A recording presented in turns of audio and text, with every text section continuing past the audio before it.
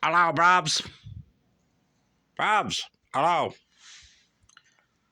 Since it's the week, well, not necessarily the week, but the 10 days of Robinson Jeffers.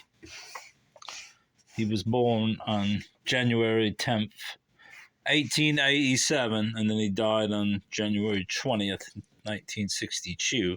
So it's the 10 days of Jeffers. This is a painting I had done by a Canadian artist named Scott Peters. He was the boyfriend of my girlfriend's bestie back in the day. And he drew it. I commissioned it for, I don't know how much it was.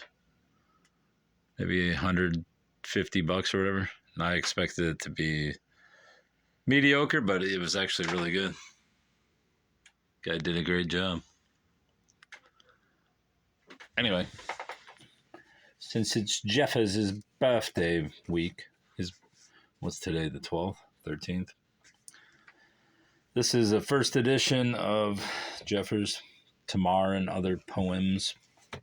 As you can see, it's one of 500 copies. Letter inserted, first edition. Ex Libris, Harry E. Starr, MD. And as you can see, why somebody glued it in there, I don't know, but I tried to carefully take it out, but I got it out the best I could. It's a letter to Torhouse, July 2nd, 1931. There, from Torhouse to a Mr. O'Donnell. Thank you very much for your recent letter. I read it with interest. However negligent I may be with this correspondence, the reader does much for the poem, I believe it says. And I don't know what this says. And what you feel. What does that say? About my verses is a tribute to you, your own. What's that say? Something thoughts. Your own, whatever thoughts. As much as to them. But I am glad that you were moved by them, and it was kind of you to tell me. And thank you for your good wishes. Sincerely, Robinson Jeffers. As you can see, he writes very small. Well, he wrote very small, and he chicken scratched. Tamar and Other Poems. I don't know if I can read all of Tamar. It's a long, very long poem. It'd take me hours to read this. How long is this poem? Anyway, the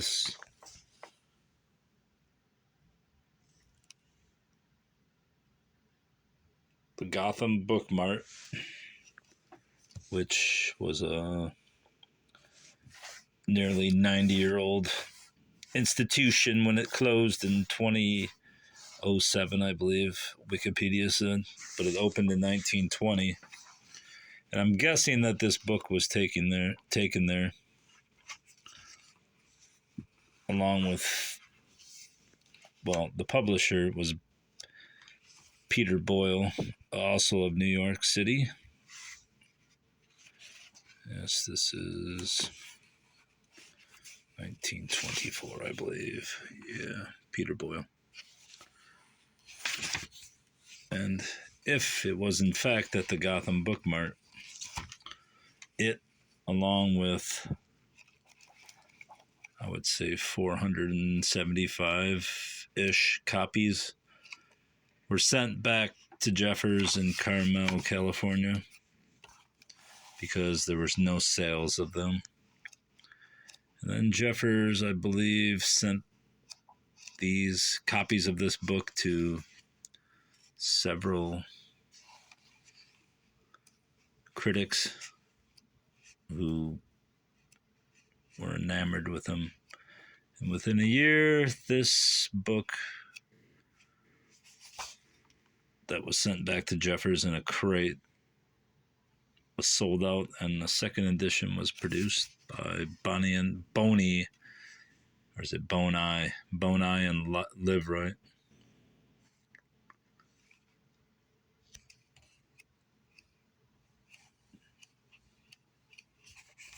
Let us read something from there, bruv. Let me find a good one. It's not one of his better ones. Natural Music, that's one he read.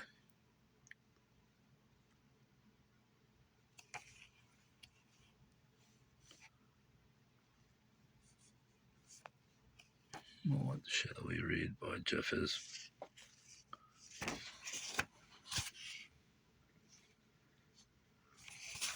Not our good luck.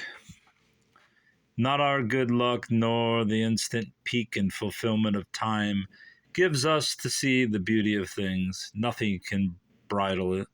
God, who walks lightning naked on the Pacific, has never been hidden from any puddle or hillock of the earth behind us.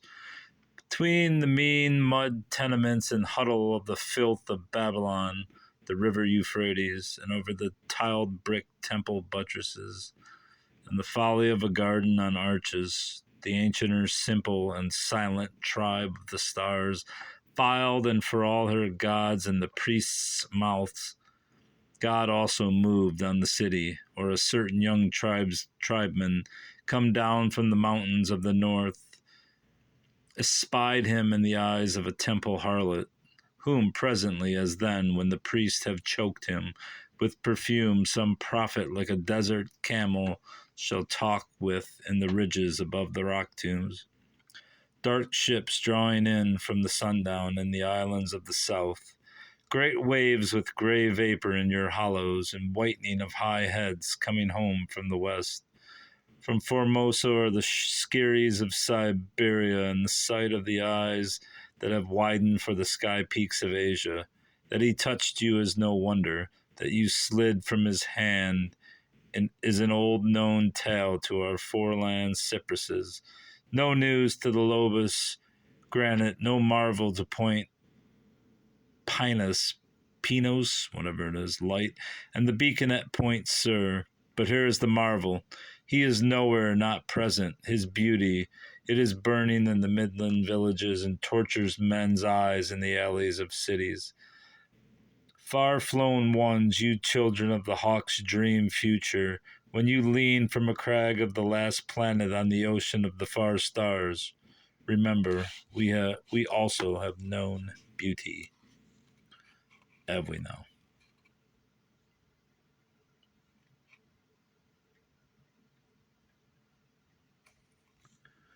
Continent said, wise men in their bad hours. Should read some of Tamar.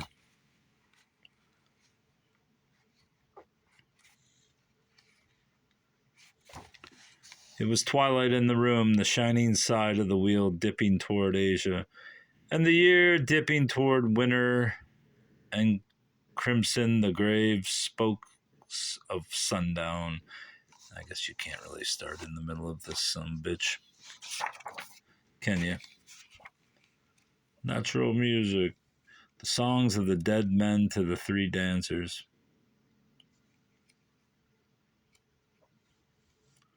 The truce and the peace. Problem is, Jeffers read most of these when he went on a speaking tour. I believe in the 40s, maybe 50s.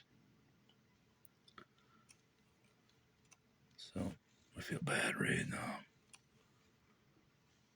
The cycle, the clapping blackness of the wings of pointed cormorants, the great indolent plains of autumn pelicans, 9 or a dozen strung shorelong, but chiefly the gulls, the cloud calligraphers of windy spirals before a storm, cruised north and south over the sea rocks and over that bluish, enormous opal. Very lately, these alone, these and the clouds. I'm not reading this one. I'm going to read his final poems, even though they're fragments. Oh, my knee. My knee's hurting, buddy. Let's get over here. Check out my Jeffers collection, which used to be much better, but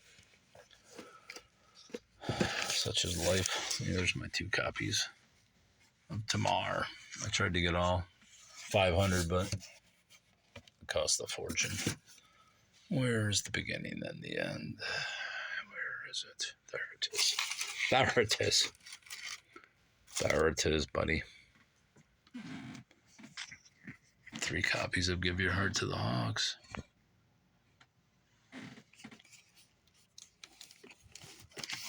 This book I shockingly bought for $25, Californians.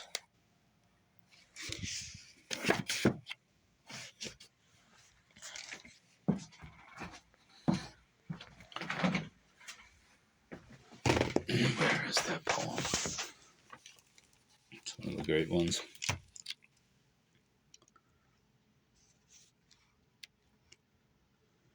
Eager to be praised. To be praised. Eager to be praised. Goethe, they say, was a great poet. Pindar, perhaps, was a great poet. Shakespeare and Sophocles stand beyond question. I am thinking of the few, the fortunate, who died fulfilled. I think of Christopher Marlowe, stabbed through the eye in a tavern brawl by a bawdy serving man, spilling his youth and brains on the greasy planks. I think of young Keats, wild with his work unfinished, sobbing for air, dying in Rome. I think of Edgar Poe and Robert Burns. I think of Lucretius, leaving his poem unfinished to go and kill himself.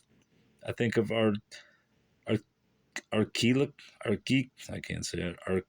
Archilochus, grinning with crazy bitterness. I think of Virgil in the spirit of his life work, begging his friends to destroy it, coughing his lungs out. Yet the young men still come to me with their books and manuscripts, eager to be poets, eager to be praised, eager as Keats. They are mad, I think. I ain't one of his best ones, but Bath and Death. To kill in war is not matter. Monument.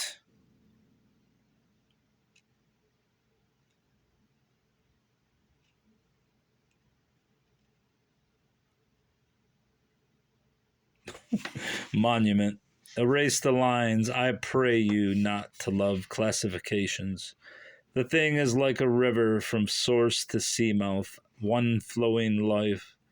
We that have the honor and hardship of being human are one flesh with the beasts, and the beast with the plants, one streaming sap, and certainly the plants and algae, and the earth they spring from are one flesh with the stars.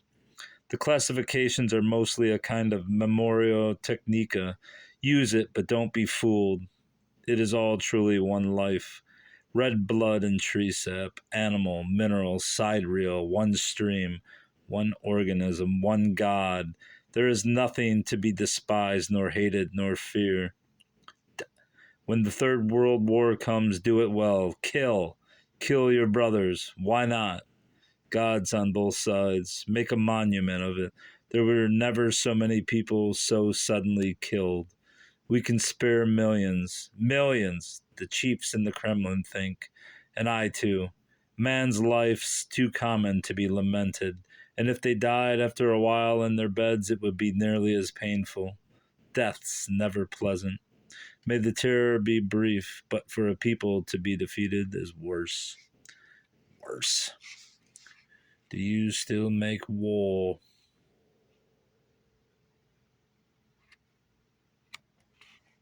End of the world. When I was young in school in Switzerland about the time of the Boer War, we used to take it for known that the human race would last the earth out, not dying till the planet died. I wrote a schoolboy schoolboy poem about the last man walking in stoic dignity along the dead shore of the last sea, alone, alone, alone, remembering all of his racial past. But now, I don't think so. They'll die faceless in flocks, and the earth flourish long after mankind is out.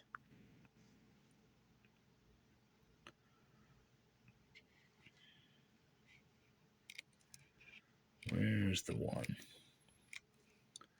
The great wound. The great explosion. We are those people. Where the hell is that poem? Maybe it isn't in here. Look how beautiful. He is all my love subject. Silent Shepherds. That is a good one. The Silent Shepherds. What's the best life for a man? Never to have been born, sings the chorus. And the next best is to die young. I saw the Sibyl at Kumai hung in her cage over the public street. What do you want, Sibyl? I want to die. Epithanian Thelo, Epithanian Thelo, Epithanian Thelo. You have got your wish. But I meant life, not death. What's the best life for a man? To ride in the wind, to ride horses and herd cattle in solitary places above the ocean on the beautiful mountain and come home hungry in the evening and eat and sleep. He will live in the wild wind and quick rain. He will not ruin his eyes with reading, nor think too much. However, we must have philosophers. I will have shepherds for my philosophers, tall jurymen lying on the hills all night, watching the stars, let their dogs watch the sheep. And I'll have lunatics for my poets, strolling from farm to farm, wild liars distorting the county news into supernaturalism. For all men to such minds are devils or gods, and that increases man's dignity, man's importance, necessary lies best told by fools. I will have no lawyers nor constables, each man guard his own goods. There will be manslaughter, but no more wars, no more mass sacrifice. Nor I'll have no doctors except old women gathering herbs on the mountain. Let each have her sack of opium to ease the death pains. That would be a good world, free and outdoors. But the vast, hungry spirit of the time cries to his chosen that there is nothing good except discovery, experiment and experience and discovery. To look truth in the eyes, to strip truth naked. Let our dogs do our living for us, but man discover. It is a fine ambition, but the wrong tools. Science and mathematics run parallel to reality. They symbolize it. They squint at it. They never touch it. Consider what an explosion would rock the bones of men into little white fragments and unsky the world if any mind should for a moment touch truth. Yeah. The oysters, the monstrous drought, the dog in the sky. Believe history. I think we are the apes' children, but believe history, we are the devils. The fire deaths, the flaying alive, the blinding with hot iron, the crucifixions, the castrations, the famous murder of a king of England by hot iron forced through the anus to burn the bowels, and men outside the 10-foot dungeon wall could hear him howling. Through such violence, such horrors, we have come and survived time.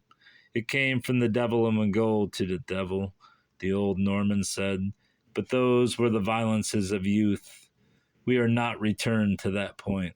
These are the grim and weeping horrors of old age. Silent Shepherds. There's the one about the damn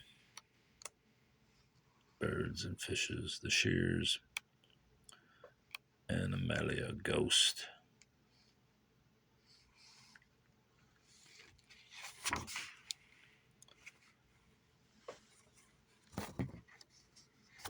Oh, this is a good one too. Ghost. There is a jaggle of masonry here, on a small hill above the Greymouth Pacific. Cottages in a thick-walled tower, all made of rough sea rock and Portland cement. I imagine 50 years from now, a mist-gray figure moping about this place in mad moonlight, examining the mortar joints, pawing the parasite ivy. Does the place stand? How did it take that last earthquake? Then someone comes from the house door, taking a poodle for his bedtime walk. The dog snarls and retreats. The man stands rigid, saying, "Who are you? What are you doing here?" "Nothing to hurt you," it answers. "I am just looking at the walls that I built. I see that you have played hell with the trees that I planted." "There has to be room for people," he answers. "My God," he says, "that still?" Boo!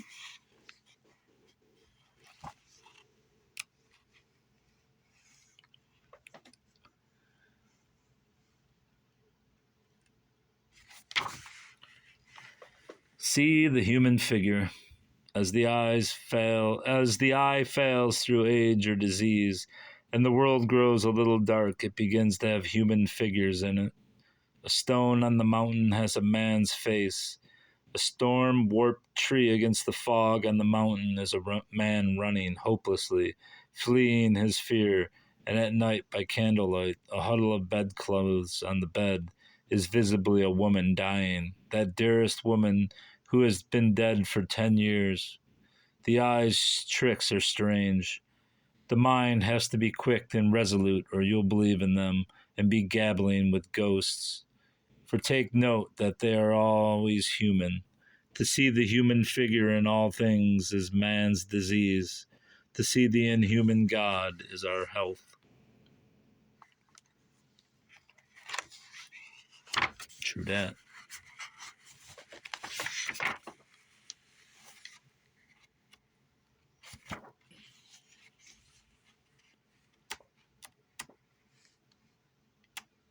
She is.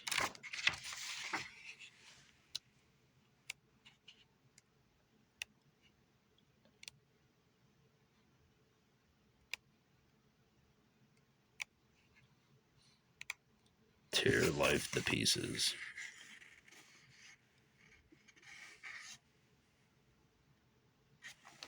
To the storytellers, man, the illogical animal. The others go wrong by an anachronistic instinct, for the world changes, or mistaken observation, but man, his loose moods disjoin. Madness is under the skin to the deep bone. He will be covetous beyond use or cause, and then suddenly, spendthrift flings all possessions to all the spoilers. He will suffer in patience until his enemy has him by the throat helpless, and go mad with rage when it least serves. Or he'll murder his love and feast his foe. Oh, an amazing animal, by education and instinct. He often destroys himself for no reason at all, and desperately crawls for life when it stinks. And only man will deny known truth. You storytellers, novelists, poet, and playwright have a free field. There are no fences. Man will do anything. Tear life to pieces. Eagle and hawk with their great claws and hooked heads tear life to pieces. Vulture and raven wait for death to soften it. The poet cannot feed on this time of the world until he has torn it to pieces, and himself also.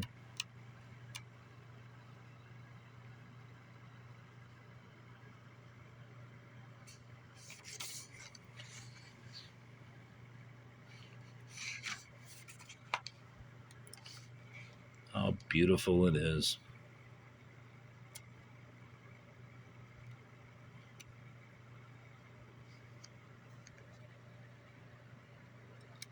The epic stars.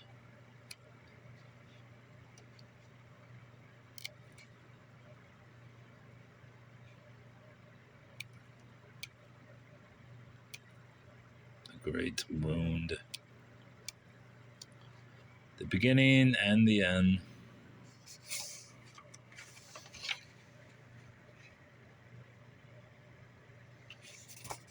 This isn't the one.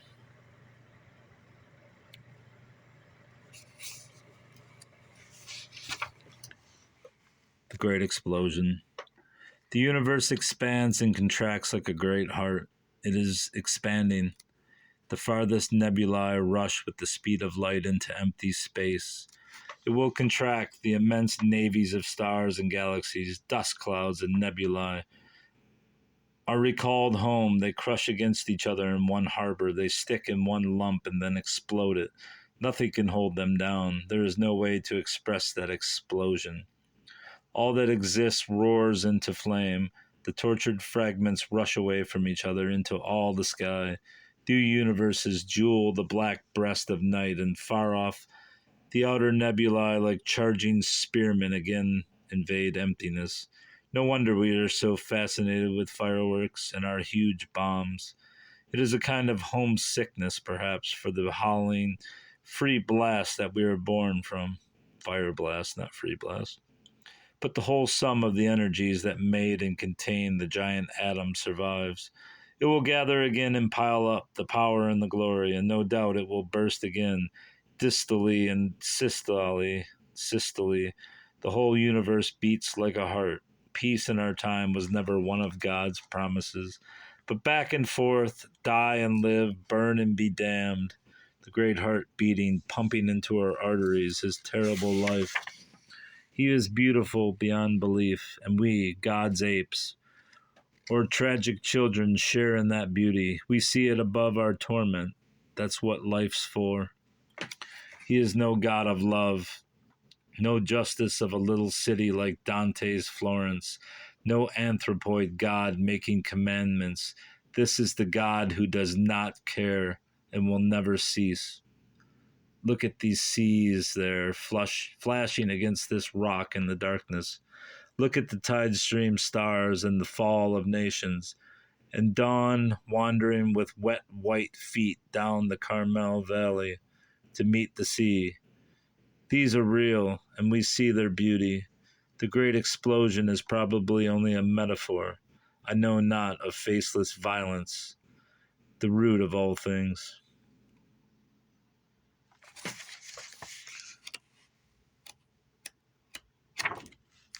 Pleasant.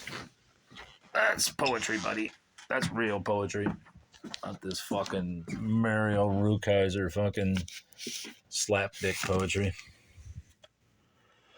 Let's get to the double axe. Motherfucker, this is what got Jeffers sent to the gulag of political opinion.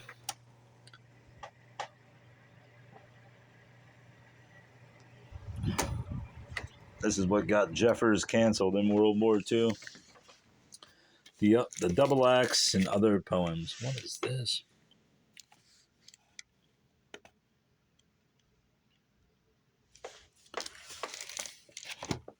They even put a fucking publisher's note. The Double Axe and Other Poems is the 14th book of verse by Robinson Jeffers, published under the Random House imprint. During an association of 15 years marked by mutual confidence and accord, the issuance of each new volume has added strength to the close relationship of author and publisher. In all fairness to that constantly interdependent relationship, and in complete candor, Random House feels compelled to go on record with its disagreement over some of the political views pronounced by the poet in this volume. Acutely aware of the writer's freedom to express his convictions boldly and forthrightly, and of the publisher's function to obtain for him the widest possible hearing, whether there is agreement in principle or detail or not, it is of the utmost importance that difference of a view should be wide open on both sides. Time alone is the court of last resort in the case of ideas on trial. Yeah, others didn't see it that way, and Jeffers was fucking canceled. I mean, what does this say? Black? Haney Maggie? That was Haney Maggie. Jeffers hammered at Roosevelt. He hated his guts. There's the poem I was looking for in the other book. We'll read this one. Original sin. The man-brained and man-handed ground ape physically the most repulsive of all hot-blooded animals up to that time of the world. They had dug a pitfall and caught a mammoth, but how could their sticks and stones reach the life in that hide? They danced around the pit, shrieking with ape excitement, flinging sharp flints in vain, and the stench of their bodies stained the white air of dawn. But presently one of them remembered the yellow dancer, wood-eating fire that guards the cave mouth. He ran and fetched him, and others gathered sticks at the wood's edge. They made a blaze and pushed it into the pit, and they fed it high around the mired sides of their huge prey. They watched the long, hairy trunk waver over the stifled, trumpeting pain, and they were happy. Meanwhile, the intense color and nobility of sunrise rose, and gold and amber flowed up the sky. Wet rocks were shining. A little wind stirred the leaves of the forest, and the marsh flag flowers. The soft valley between the low hills became as beautiful as the sky, while in its midst, hour after hour, the happy hunters roasted their living meat slowly to death. These are the people. This is the human dawn. As for me, I would rather be a worm in a wild apple than a son of man. But we are what we are, and we might remember not to hate any person, for all are vicious, and not be astonished at any evil, all are deserved, and not fear death. It is the only way to be cleansed.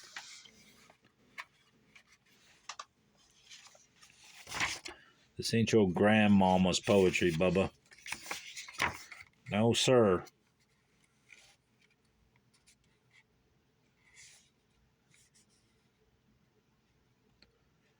Now the sordid tragedy crashes to a close.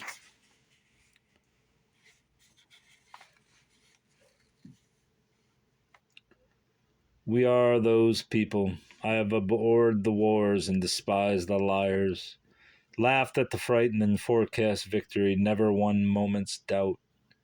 But now, not far over the backs of some crawling years, the next great war's column of dust and fire writhes up the sides of the sky. It becomes clear that we too may suffer what others have, the brutal horror of defeat, or if not in the next, then in the next. Therefore, watch Germany and read the future. We wish, of course, that our women would die like biting rats in the cellars, our men like wolves on the mountain. It will not be so. Our men will curse, cringe, obey. Our women uncover themselves to the grinning victors for bits of chocolate.